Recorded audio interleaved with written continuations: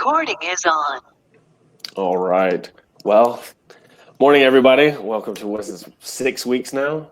That's crazy. I really appreciate everyone here, but we'll go ahead and jump into it. So, we talked about what the topic this week is, what maybe you have done differently or really the same that is working for you. And this could have been something you've been doing before, of course, and just kind of stuck with it to get you through this lockdown and shutdown. We've been in 8 weeks for us. We've been sheltered in with everything that went on with our travels, and then coming back, and my wife's coworker testing positive. And last night was our first night in a restaurant in 8 weeks, so that was fun. Finally got out. Went to El Azteca with some friends because it's outside their apartment and it was open. So it was nice to actually be out and see some people. And the waiter immediately touched me on the shoulder, and which was hilarious, because they're all in gloves and everything. And he freaked out. He's like, "I'm so sorry, but I'm not in a mask. I'm not in gloves out there. I don't care." It was nice to get human contact from other people, I guess. But it was good. So 2 quotes today, this morning to start. The first one I saw this morning when I opened up an article that I was reading. There are 2 kinds of people in this world. People who watch themselves on video calls and liars.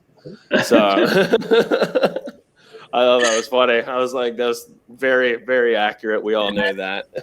But actually, the one that I want to read today, it's funny because one of my favorite quotes is what I close with a lot is from Thomas Edison. I'm not really a fan of his because he stole a lot of ideas and worked his people like slaves, but he did have some great quotes. And this one's actually, we often miss opportunity because it's dressed in overalls and looks like hard work. So this is kind of what our whole entire theme has been. This entire coronavirus lockdown is, it is hard. We could be sleeping in until 10 o'clock, 11 o'clock like others, but now instead y'all choose to get up with me like a crazy person and dedicate your Friday mornings to bettering yourself and working and trying to figure out some ways to grow our businesses. And so on that, what I've done, I have a few things that I've kind of stuck with and that help me the most, stay focused and stay on track. And it's still getting up early. That's my number one thing. I talked to another broker that I work with on some deals, and he's like, "Yeah, man, I just started waking up early since this is all coming back." I was like, you just started? He's like, "Yeah, I was never an early morning person, but now I'm waking up at 9. I was like, what? I was like, I'm already 3 hours at least into my day by then. But that's second breakfast. Yeah, exactly. That is second breakfast. Yeah, 100%. But getting up early and treating it just as any other work day has helped. And another thing that I've continued to do, but it's helped me. It's a game that I play, is stay focused. Is I always do top 5 things before I start my day.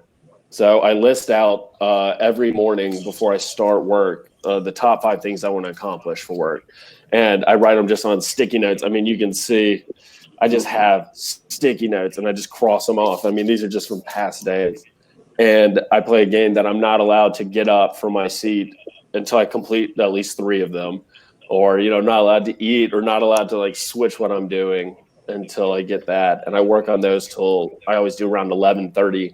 And then I get into emails. It's focusing on my business first instead of in it, and trying to work on the aspects that's going to actually help me grow and scale and kind of expand out from there. So that's helped me. Gotten some business actually just from staying diligent and everything. I write an article every morning to optimize for my website.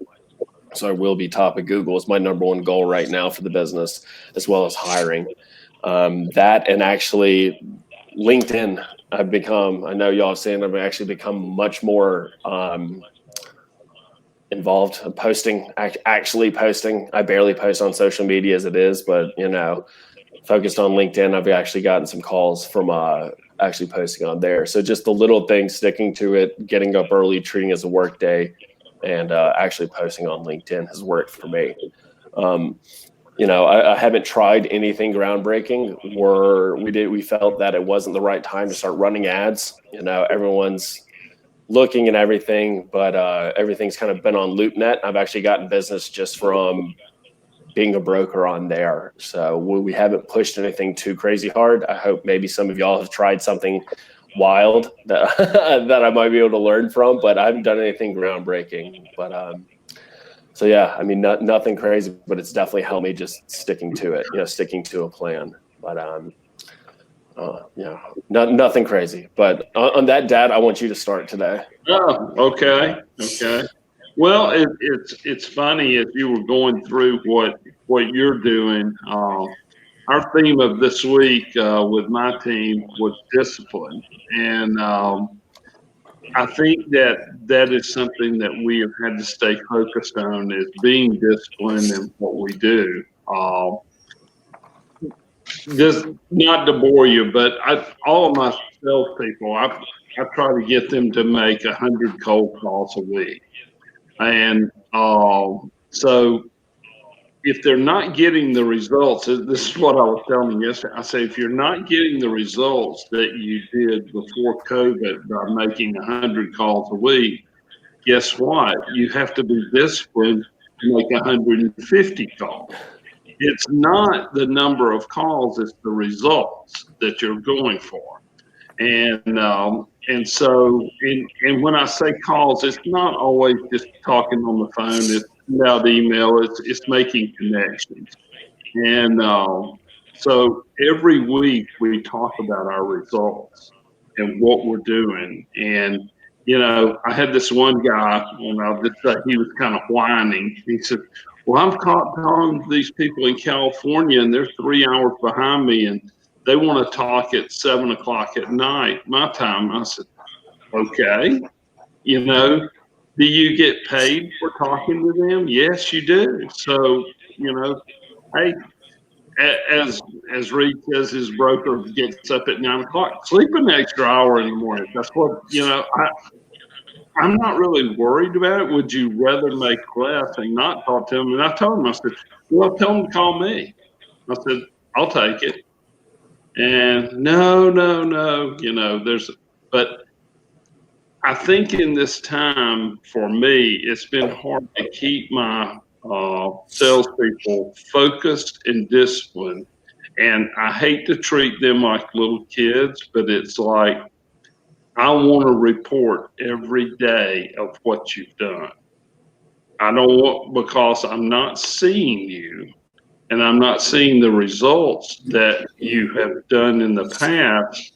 Are you watching Days of Our Lives at 11 o'clock? Are you doing I don't even know. I've never even, or just, are you playing video games? Right. What? So I think that's just one thing that's, and all my people, they're commission people. So I'm trying to help them make money. Right.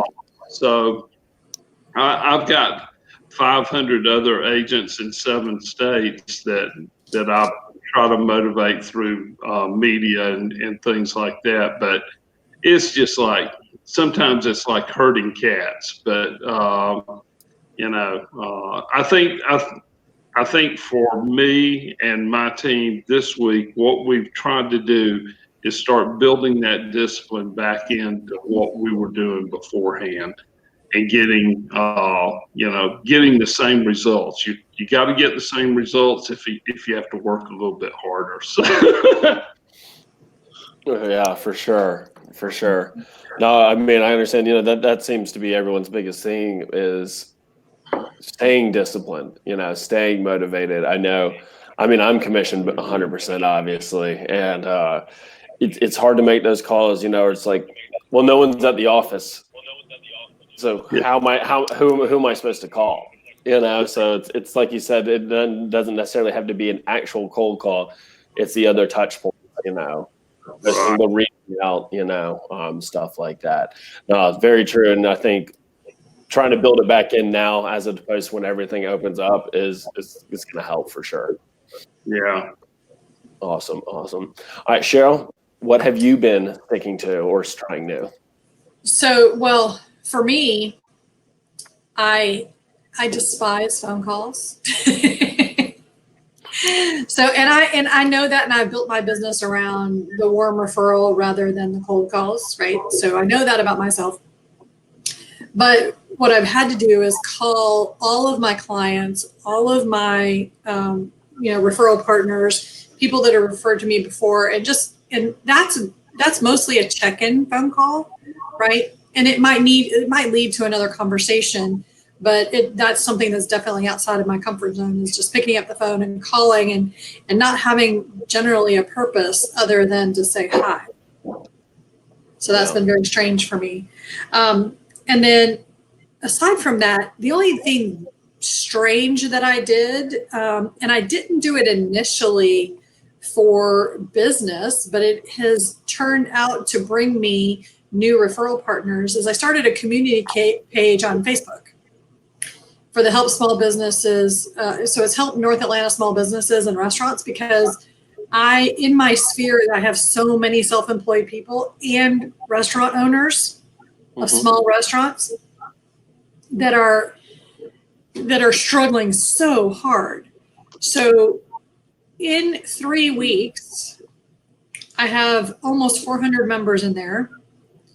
I can tell you there are at least a dozen people who publicly on the group have connected and given each other business or help.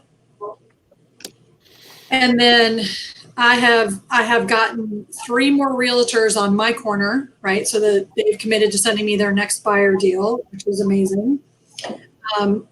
So for me personally, I've gotten 3 new referral partners out of it.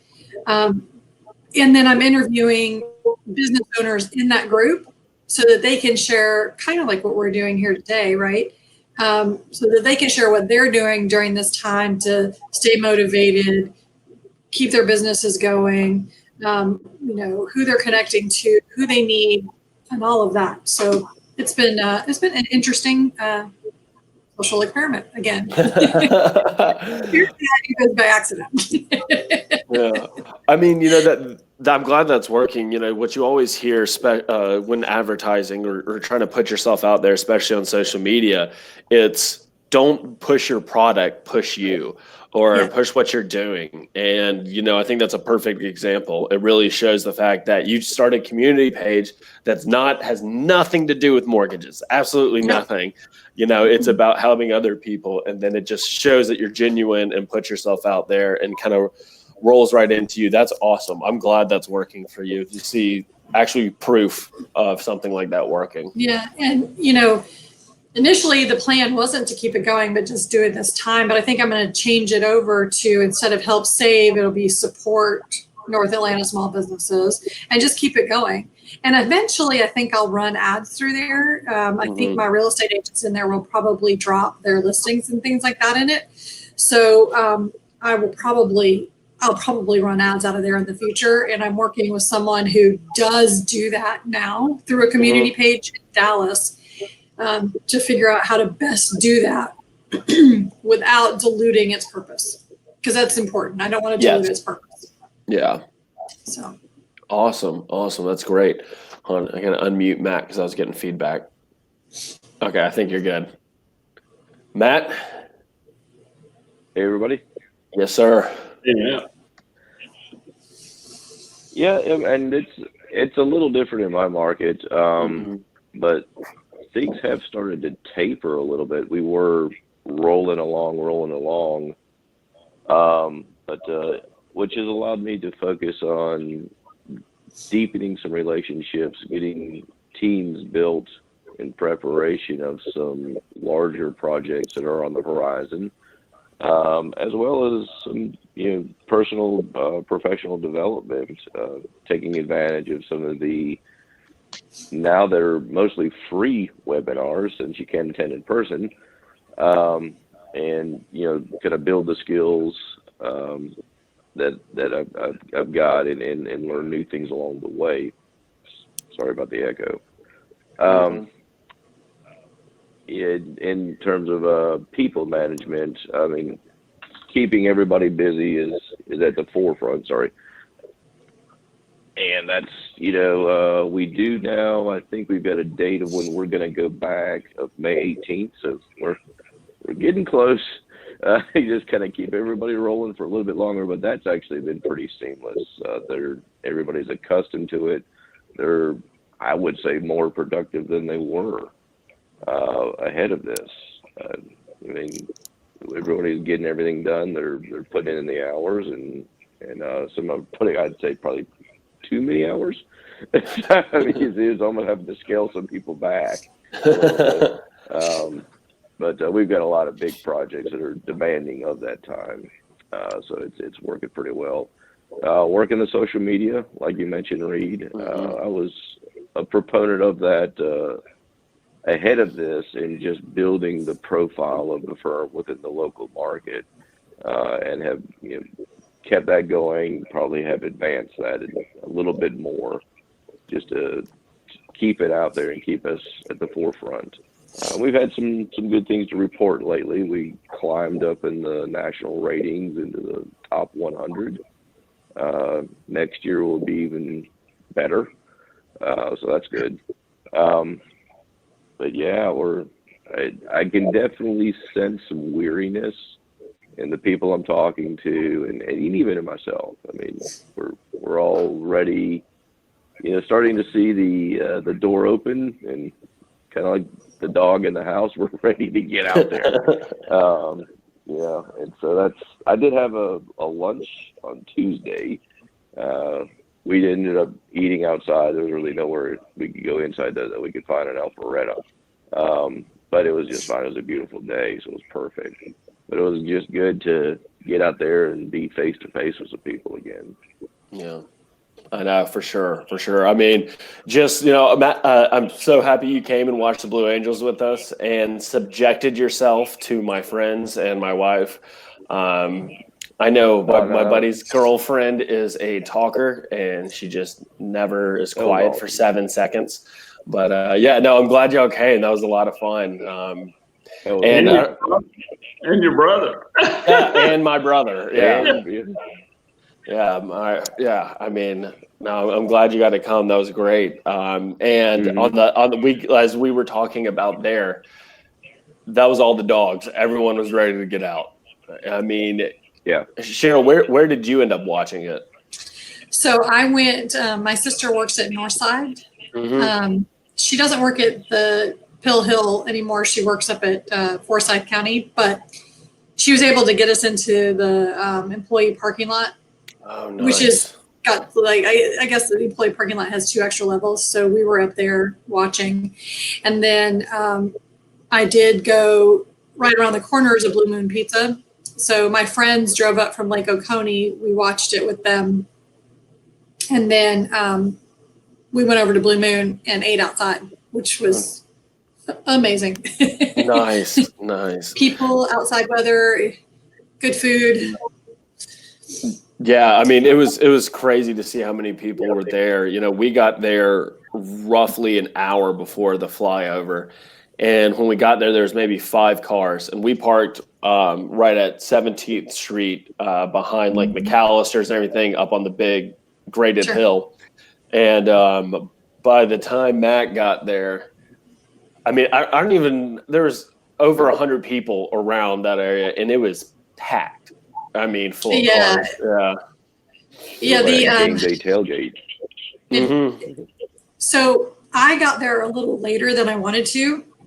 I forgot about an appointment, so I didn't even leave here until almost 1 o'clock. It takes me 20 minutes to get over there, and it started at 1:35, right? So I was cutting it really close.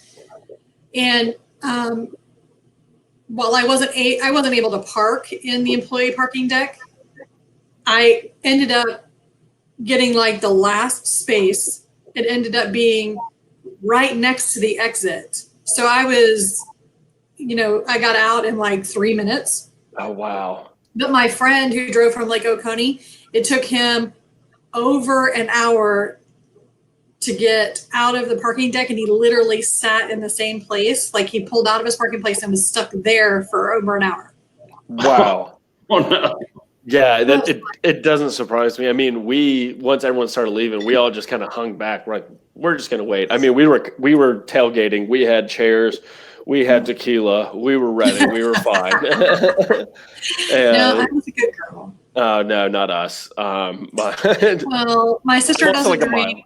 mile. My sister doesn't drink, and then my friends from Lake Oconee stopped drinking about a year ago, and so I was like, Sounds like a party.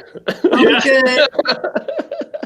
Yeah. Oh man. No. And then the traffic was crazy for it. So my best friend Luke, his brother was going to come down from Alpharetta, and he left like an hour before, and GPS said it was 2 hours to get down, like past Mansell.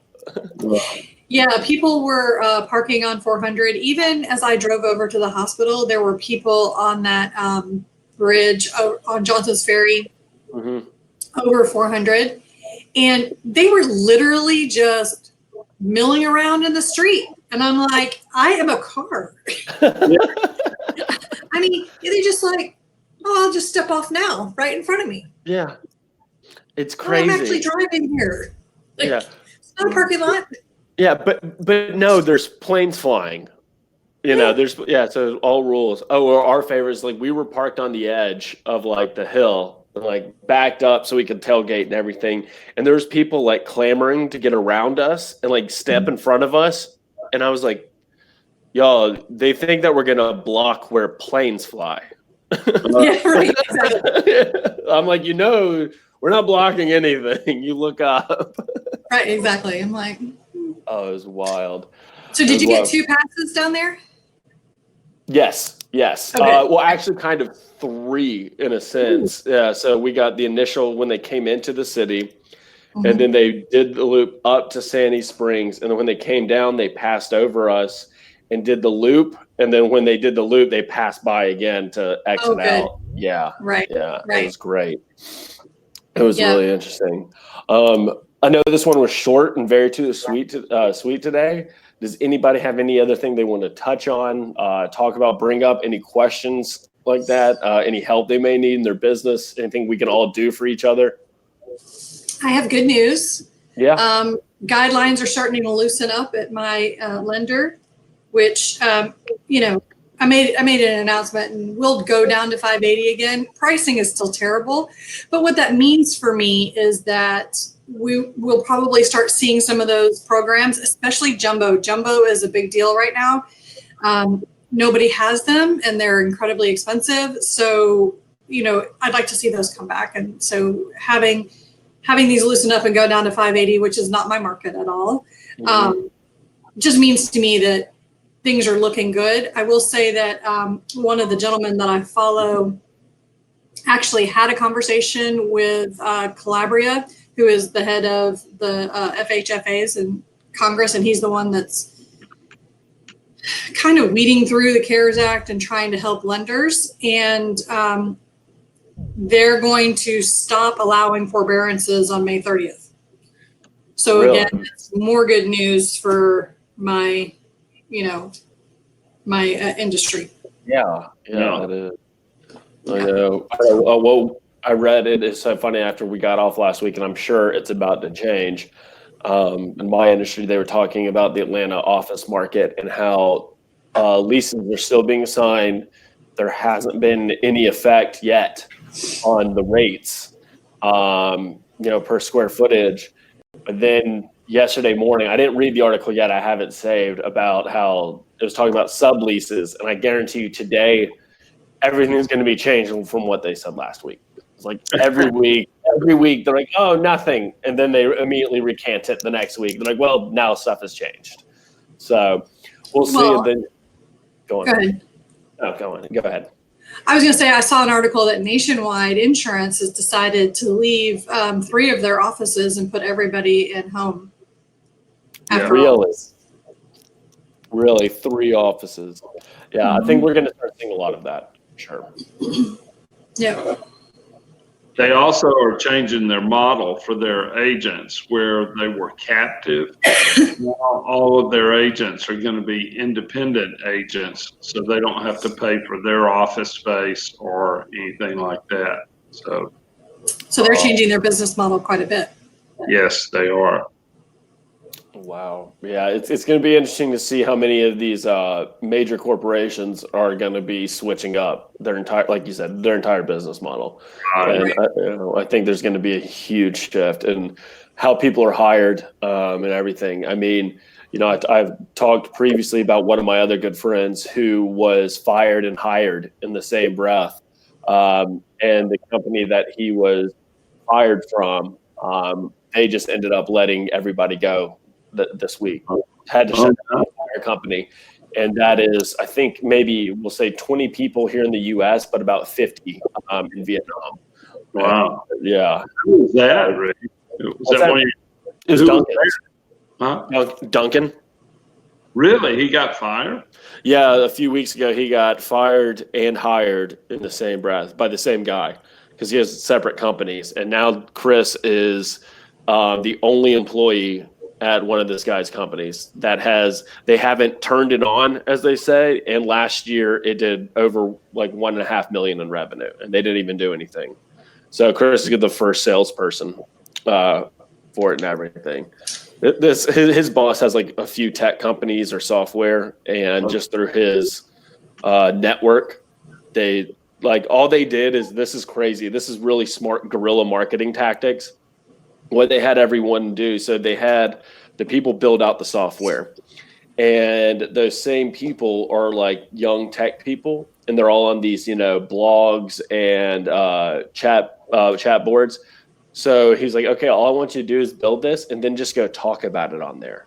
Oh, wow. That's all they did. No other marketing. They just like mentioned that they're using this. They love this system, the software, progress, and boom, they did over 1 million in sales last year. That's awesome. I was like, that's awesome. That is really smart. That's awesome. If you would, send me Chris's email address. I'll copy you in on an email. I want to send him. Okay, yeah, I gotta get his new one. He changes jobs like I change jeans. Like you wash hands. Yeah. IT. Yeah. IT people do that. Within the past 3 years, I know he's been at Fiserv and whatever these past 3 companies are. Yeah. He had a sweet job at Fiserv, but who knows? So Fiserv goes through their employees quite a bit. I know a few people that work there, and yeah, and they're in higher up, so they're always telling me that they're laying people off and then rehiring, and they just it's their thing. Yeah, that's what he seemed to. He left because they started an inside sales team, which was like the first, and then they, like, I don't know, right around the end of the year, they changed their compensation package where they capped them on the commission. So he had no incentive to sell anything large. And he's like, why would I? He's like, you're basically screwing me out of all this money. So, well, a lot of these companies too, they're firing people and they're hiring them back as a consultant rather than an employee. And if you know anybody in that particular thing, that's what I deal with, is kind of the gig economy, people that don't get benefits, and we're able to offer them benefits. If people say, oh my gosh, what am I going to do about my medical insurance or my dental or whatever else, because I'm no longer an employee and I don't want to do COBRA because that's about 150% of the rate. We have a solution for them. So that was one thing I was going to mention to Chris. okay. And but yeah, he still has his benefits package and everything. So it's same thing. So, but I took a block of IBM employees that they laid off in North Carolina, and they hired them back as consultants without benefits. And we took a block. I think there's 2,500 of them, and they have to pay for their own office space and everything like that. But they make more money, but yet they don't get any benefits. So that's a wash. Yeah, right. Yeah. Oh man. I'm eating lunch today, probably in my garage, because we were going to do it out at a patio, but I think it's going to rain. Yeah, it's supposed to. So, but he's in medical. He works for a company that makes oxygen generators. Oh, And oddly enough, he has been furloughed. So he only works 3 days a week right now. So it's really like part-time, essentially. And I thought that was kind of interesting. That's very interesting. Yeah. I mean, they're personal use mostly. They do some big ones for hospitals, but for the most part, it's the personal use, but they've been furloughed. What does that mean? Does that mean, when I start, putting on my tinfoil hat and start digging into it, does that mean that we've lost so many seniors that they don't need their oxygen generators anymore? I know. And it's also the aspect of what my little brother talks about being in the hospital is that they don't have the people that are like the hypochondriacs or the people that just come in and I think they need that stuff because now they're actually afraid of getting sick. Yeah, well, and maybe that will stop, the people that say, "Oh, I have a cold, I'm going to the ER." Right. Right. Well, also, the elective surgeries have been cut out. So even if somebody were to have an elective surgery and go home with oxygen, they're not getting those clients. That's true. True. Yeah. True. Yeah. I know. Well, it's going to be interesting to see how everything plays out going forward. The good thing is I don't know if you saw, I checked this morning, markets closed up again yesterday, which is good, which, I know it seems to be the tech investors are being pretty bullish on everything. And, they all seem to see that, our next quarter, a lot of people still think we're going to be strong coming out of this. I'm of the mindset, but I always relate everything, of course, to yourself and how you think, and you think that the rest of the population is like that, and it's not even close. So, not everybody thinks the same way I do. What? No, what are you talking about? I felt like, just out of my friends, everyone wants to get the hell out and back to work. Unless you're one of those people who just watch entertainment and Bravo all day, and then you think the world's falling and Trump is really trying to kill us all. Like, I don't get it. Like one of our friends, she was talking to Macy, my wife, and Macy, I can't even. She's like, stop. You work from home in the first place. Like, people free. And she's like, you work from home. And she's like, yeah, but now they might make me come into the office. Oh, well, working from home, I've worked from home too, but I've always had the freedom to go out wherever I want to go, right? And whether it's to Real Estate Connections or meet with a real estate agent or sit at a coffee shop, right? I can't do that right now. And that is seriously weighing on me. Me too. And it's even worse because, of my mom, right? So I do really occasional part-time work for a restaurant. Like I work on holidays. Well, there's a big holiday this weekend and they are open. So they have 200 people on the reservation books right now for all day. They're shooting for 400. Now contrast that to, they typically do 1,700 on Mother's Day. So. Wow. And but that's for a buffet. So they can't do the buffet, right? So they have to keep it down. And, they definitely have a lot less tables because of the restrictions allowed. But, I'm like, sure, I'll come. And my mom's like, you can't go. Oh, yeah. Oh, man. I was like, I texted that back and said, if you can find me a place to live for 2 weeks afterwards, I'll come. Right. Self-quarantine, get some cash. Well, I have my first appointment next week with a client, and I told them if they could, they're in Marietta and they're trying to find a place I said, I'd love to take you to lunch if you can find a place. And so I was going to ask you, Reed, I know you got that listing on the square. Is there any place on the square that's open for lunch? Not when I was there, but let me call my partner and see if he knows of anything that's open. Most of them are still doing takeout. I haven't heard of any over there that are doing indoor yet because they're so small. You really need to look for a big restaurant that has a lot of square footage. Yeah. Okay. Well, we even said, well, we might get it delivered to their conference room. It's LGE Credit Union over there on Yeah. Fairground Street. Oh, So if you want catering, I know somebody that's really great. Yeah. Well, it's just for 3 people, so it's not, Yeah. not a big. If you do delivery, don't do DoorDash. They take about 60% of the funds. Oh, really? Right. Mhm. Yeah. I was thinking if I could go by and pick it up and bring it to them Yeah. because, living up here in the mountains, I don't have DoorDash or Grubhub or. Yeah. Yeah, any of those they take. I mean, Uber Eats doesn't take as much, but Grubhub and DoorDash take like 60%. Yeah, I typically do Postmates or I just go pick it up myself right now. Yeah. I think there's an Olive Garden real close to there, and they said they might just order there. And some OG. Yeah. Where's their office? Excuse me. Where's their office in Marietta? It's on Fairground Street. There's an Olive Garden there on 41 on my way in, and they said they might order there, and I could pick up. Yeah, So, I wonder if Provino's is open. It's right across the street. Oh, okay. I love Provino's. Yeah.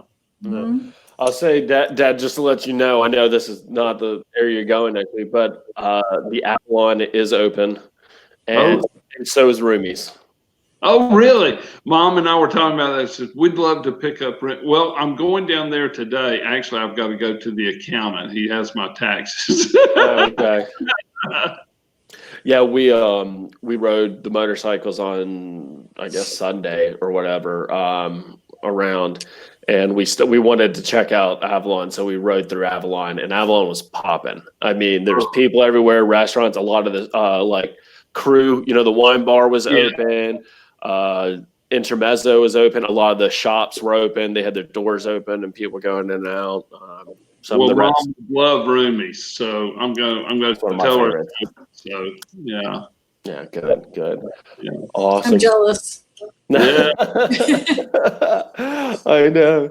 I am going to my coach's house Saturday. What am I doing? I'm doing something Sunday too. Mother's Day? Yeah, no, I know. I told somebody I would meet them on Sunday too. I don't remember who I'm meeting now. Darn it. Anyway, but my coach actually thinks he had this crap. Really? Back in January. Oh, no. Oh, interesting. Here's interesting. Sorry. Do you guys have time when we're just chatting at this point? Sorry.